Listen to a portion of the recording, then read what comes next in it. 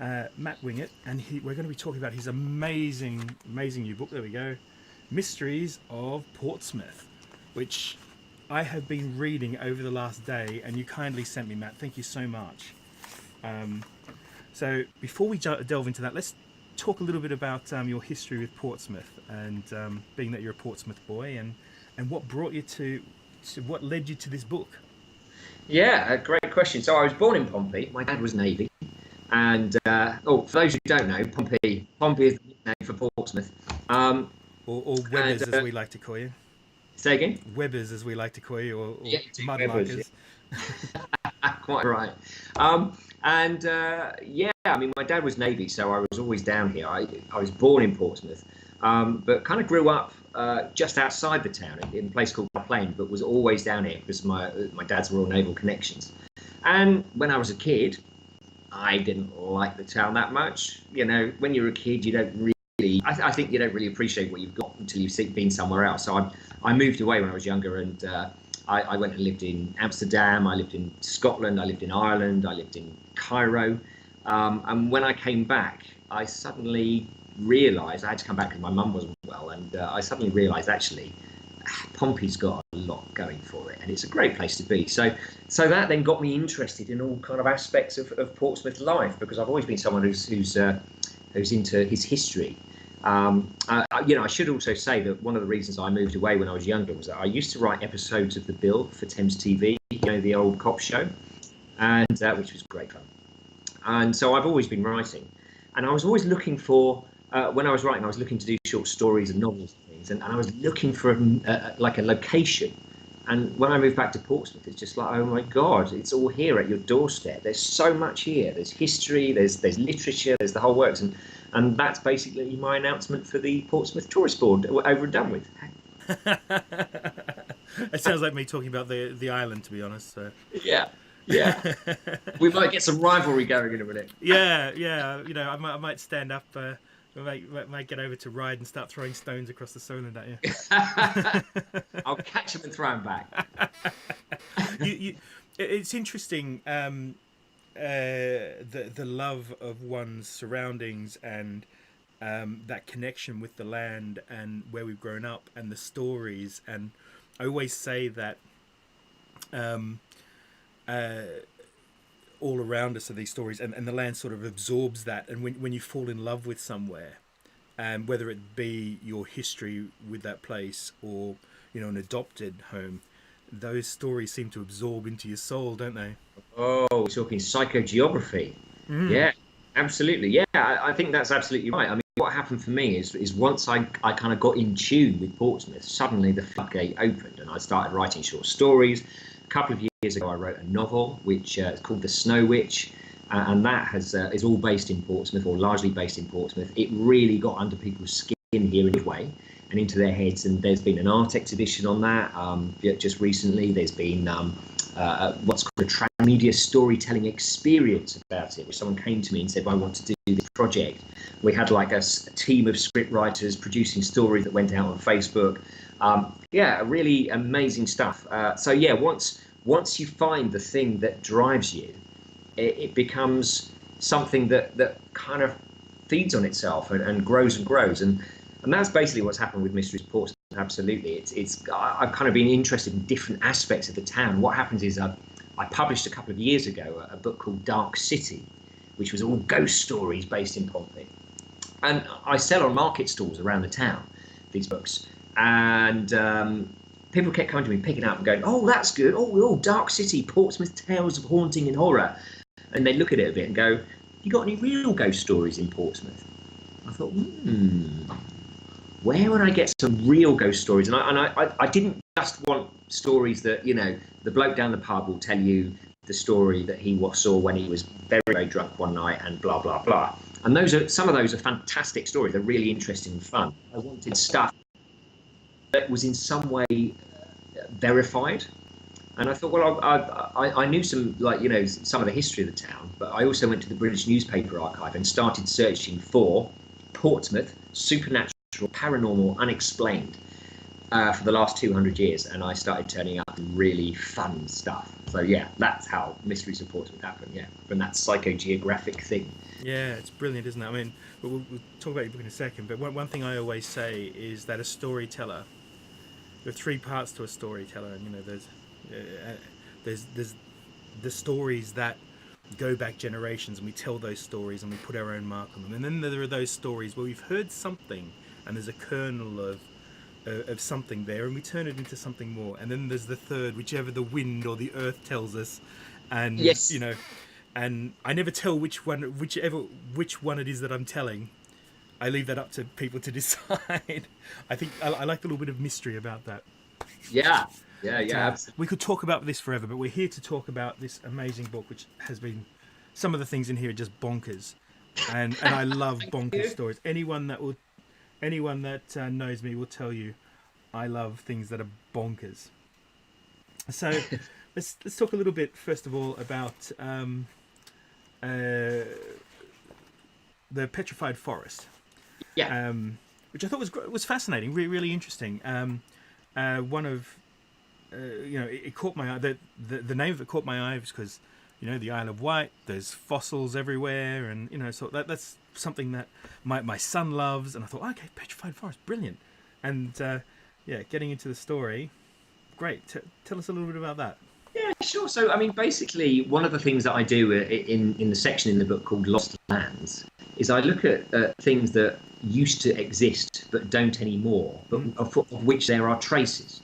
And what really got into it was that there is a myth about the lost bells of Hayling Island, this lost sunken church. And there's a kind of folk story, folk legend goes around that this one night in the 14th century or 13th century, there was a sudden influx of water and an inundation, and this church was lost. And basically the area around Eaststoke was completely inundated and never recovered. And I thought, okay, that's interesting. Is it true? Why is there? Part of that myth also was when the tide came in and went out, you could still hear the bell in the church tolling. And I love that. That's the lovely kind of ghostly folk memory of it. So I thought, well, is it true or isn't it? So I started doing some digging around, and actually, that's not actual digging around, obviously. that's digging around in books. Actually, there is a kernel of truth in that one, which is that in about 1324, somewhere around there, before that, Hayling Island used to be much bigger. It used to be about half the size again as it is now. And what happens is they think that with deforestation, we started to get a whole load of loss of land as land erosion came, soil erosion came. And there was a church down at Eaststoke, which basically one night was indeed lost. And that got me thinking about other things. And there is an area out at sea called Church Rocks. And whether or not that's just a statement about how cool the church is, or I had to do that, Church Rocks, or whether it's actually a kind of memory of something that has gone in the past. I don't know, but it's fascinating that there is a place out there. And then I started looking at other things that had been lost, and that brings us to the petrified forest, which is that the council were doing some exploratory work, I think, to do with preventing soil erosion and further land loss. And they sent out divers who did indeed discover a 10,000-year-old petrified forest, or 6,500-year-old, the carbon dating, I think, puts it at. Petrified forest just off the coast of Hayling Island in the Solent. And that then opens up this whole possibility of this other world, this other place. Well, so the thing that really fascinated me, I'm sorry to cut you off, but No, it's fine, because otherwise it's a good job you do, because if you don't, I'll just keep going. Well, the thing that I found so fascinating about that was the idea of the Medina coming in, and all these rivers that sort of meeting together with what was, I guess, for want of a better name, the Solent River became, and what was this place? It's kind of real Doggerland stuff, isn't it? It's our own little bit of Doggerland, if you want, if you will. It's completely that. That is what is so fascinating about it, is to think that when you stand on the shore at Ryde, or when you stand on the shore at Hayling or Portsmouth, there is still under the water there the remains of the riverbed, a much deeper section of the original Solent River. And you know, to just put that into context, the reason that the water level was so much lower then is because most of it was locked up as ice. It was the last ice age. Yeah. So, you know, you had all this ice locked up and the water was much, much lower. And basically, it's feasible that you could have walked a lot of the way to the Isle of Wight and maybe swum over the Solent River and got over to the other side. And you'd have gone down through these lush plains. Must have been, yeah. I could just think it would have been amazing. What reminded me was of my great grandfather, who was a well-known stretcher of the truth, shall we say. I don't think he ever told the truth in his life. And I guess that's where I get it from. Anyway, he I don't believe you. He told my dad that once there was a king low tide, and he was able to walk from Ryde to Portsmouth, and as he did, he found the original river. I love it. I love it. That is one of many of his not so not so truthful stories. Was your granddad around about 10,000 years old or so? Great grandfather, so possibly. Yeah, possibly. Yeah.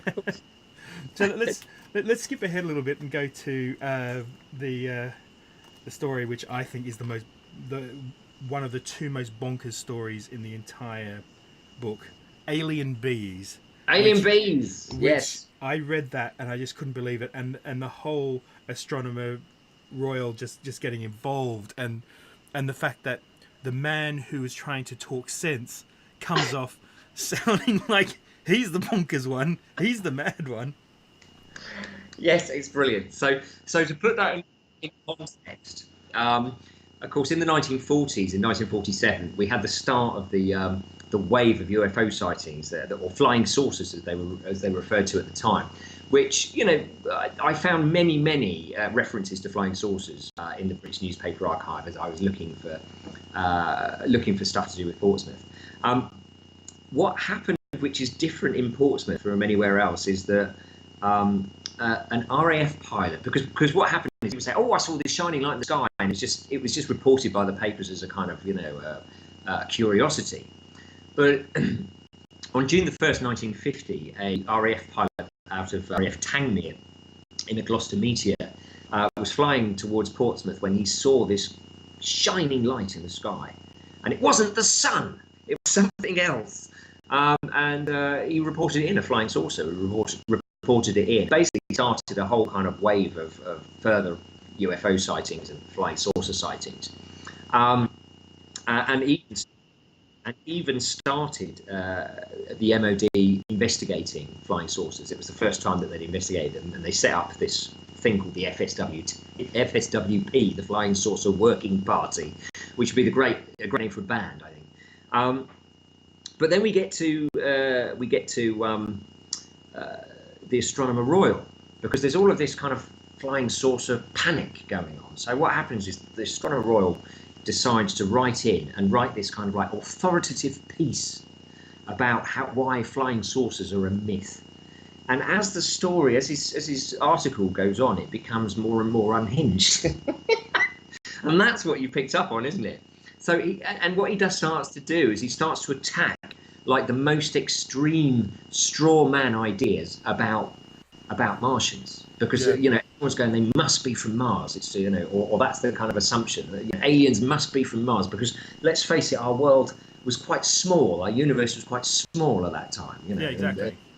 And Star Trek hadn't been invented, so warp factor drives weren't happening. So, you know, they had to be coming from somewhere quite nearby in the 1950s, because that conception wasn't there. You know, hyperdrive wasn't there in the same way that we have it now. Explain aliens coming from, you know, Betelgeuse or whatever it's called.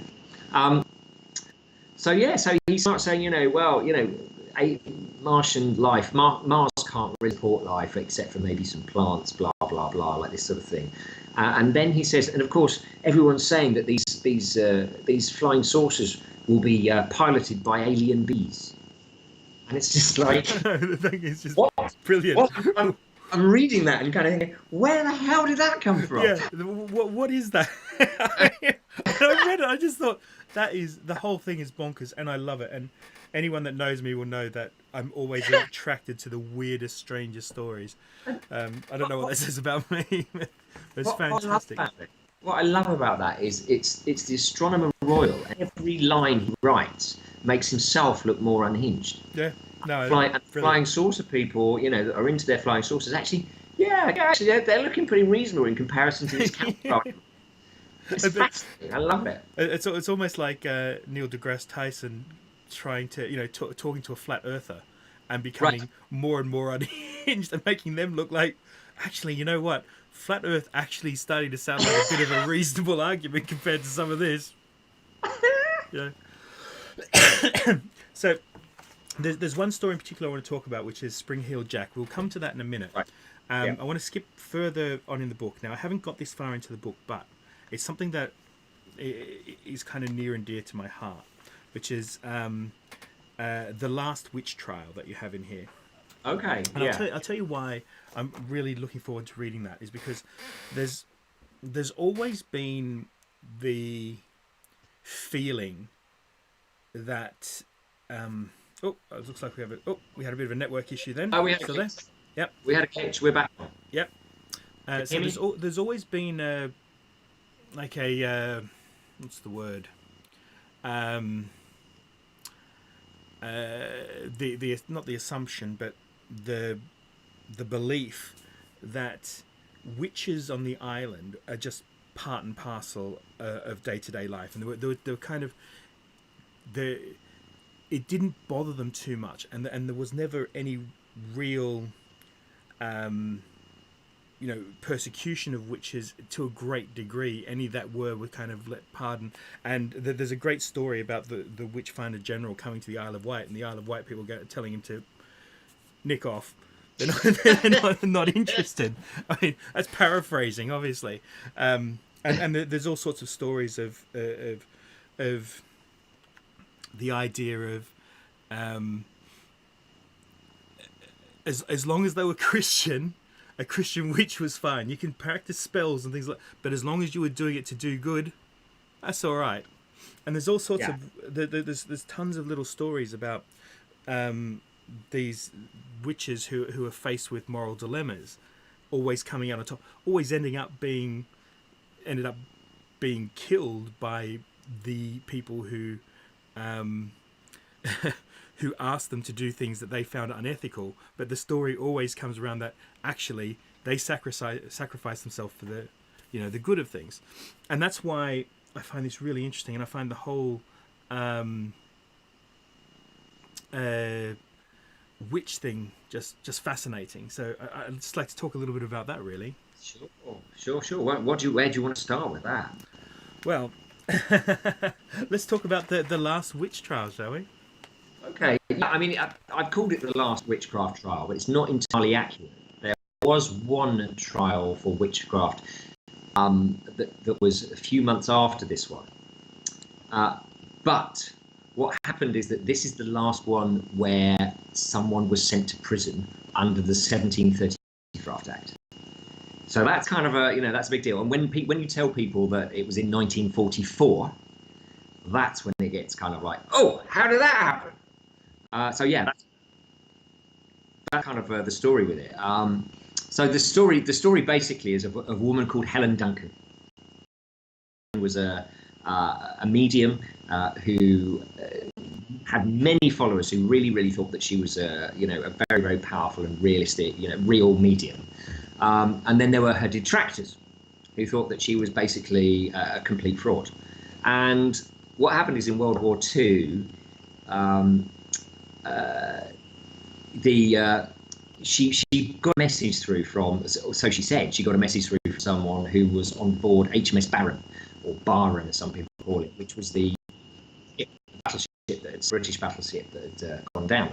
And so she got this message through from this sailor saying, I'm okay. And that was passed on to a relative. The only problem is, and this is so interesting, because what we get conflicting narratives about the way that the way this story unfolds. Those who are firm believers in Helen Duncan tell you that that there was no way that Helen Duncan could possibly have known that the Barham had sunk, and therefore this was a message from the other side.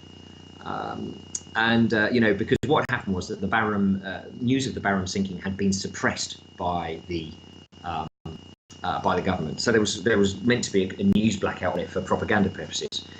And the way that the supporters of Helen Duncan kind of then frame what happened afterwards is that they say that the secret services got involved because they thought she must be a spy who's giving out secrets, and so they investigated her. They couldn't prove that she was a spy, and so eventually they arrested her under the 1735 Witchcraft Act, which is essentially an act to do with fraud, to do with pretending to conjure spirits, and tried her for that. And she was in prison for 9 months under that law.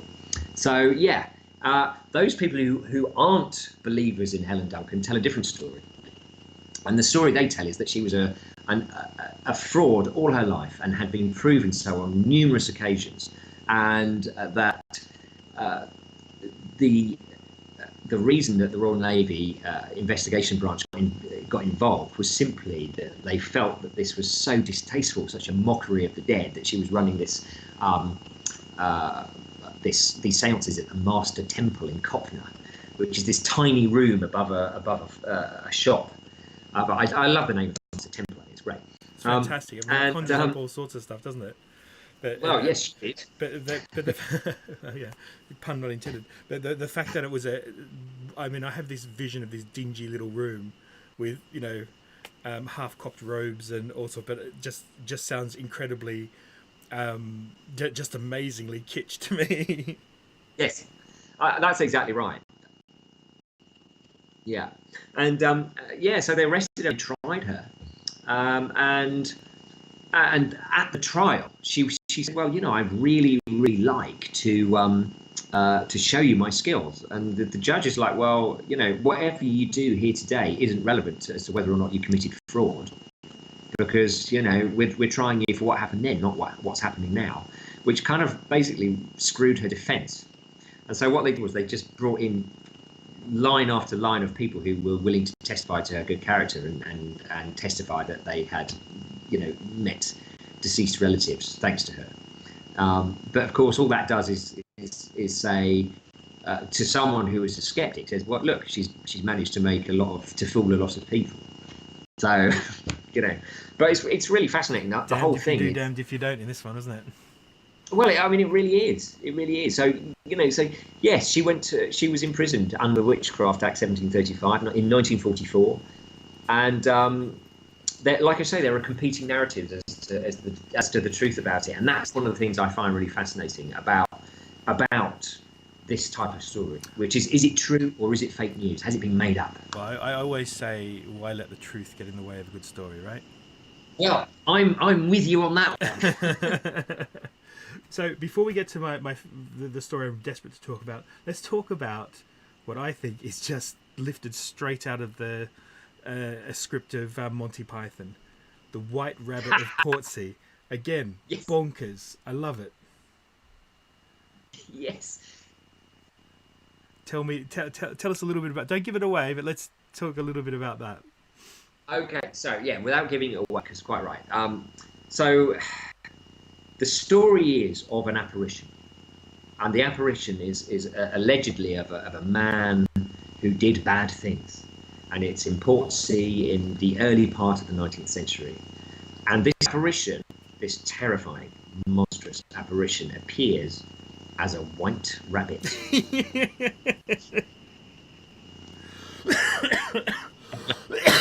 Sorry.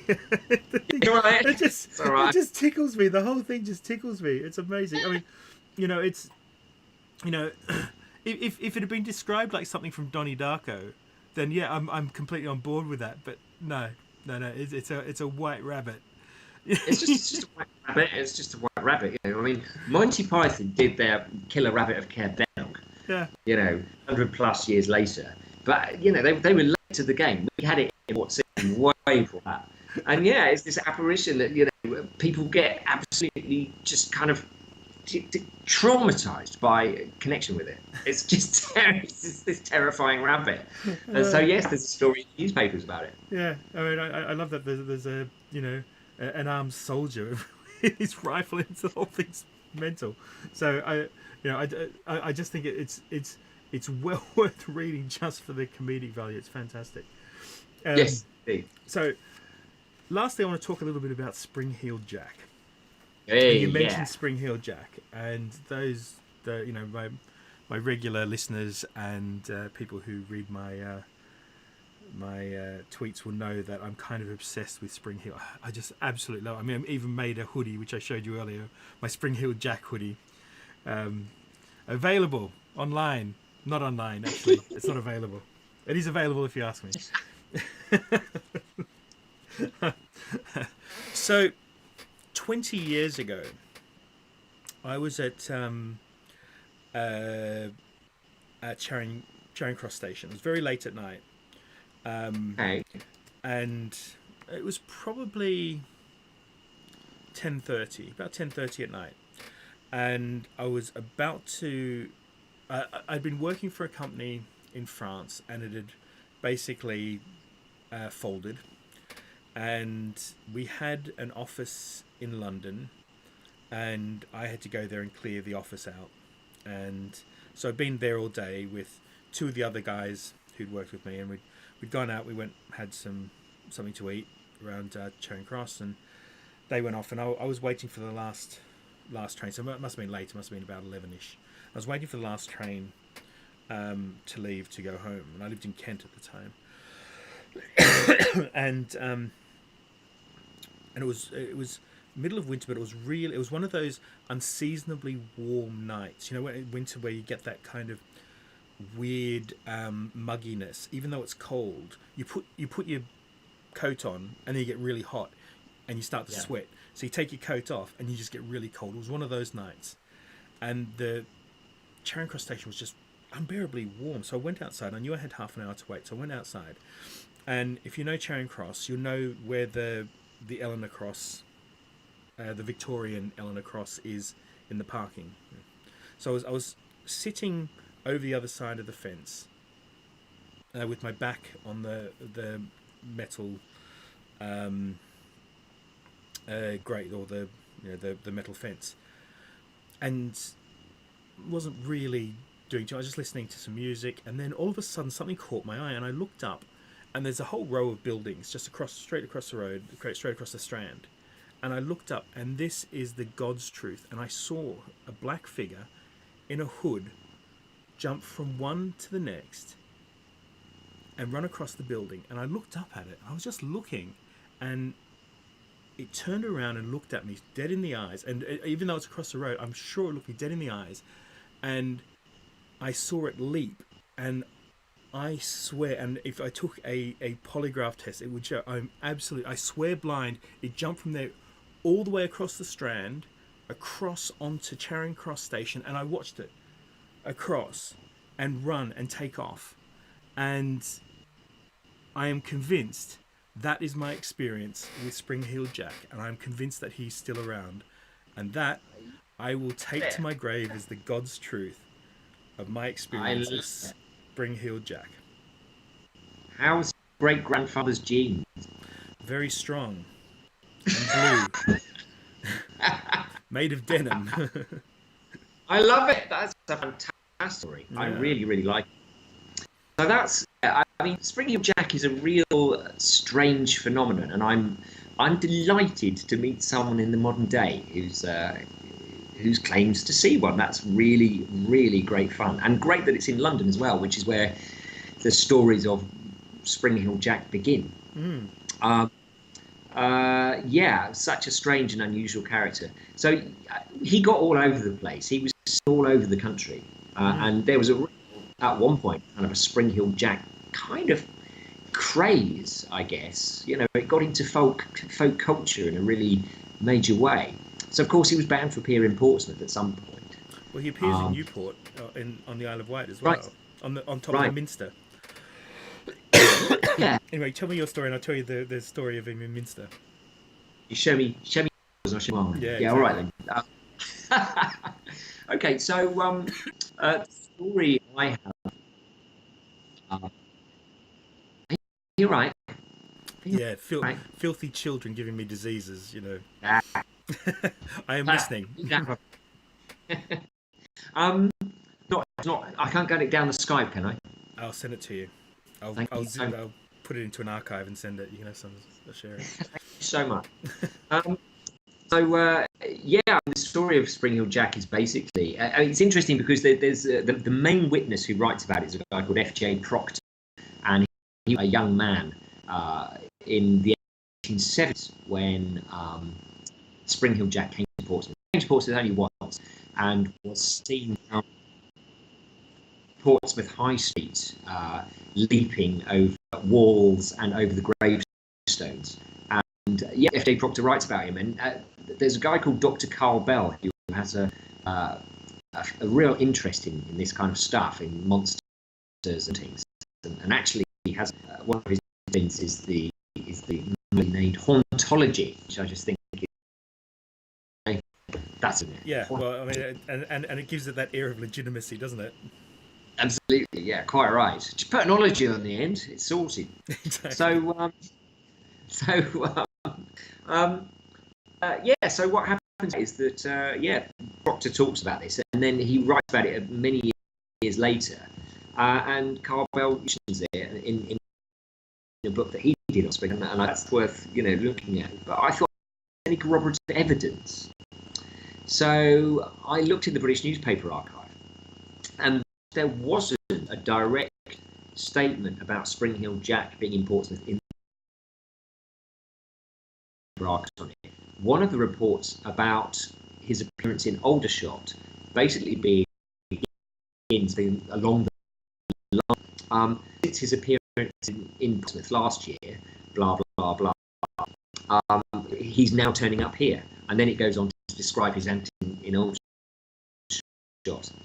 So I just think that corroborates F.J. Proctor's account. It puts Jack's appearance somewhere around about 1876, 1877, somewhere around there, which was right at the height of the Spring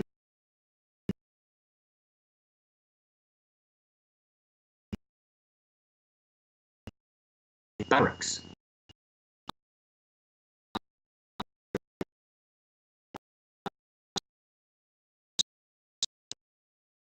This is meant to be amazing, what a strange and enigmatic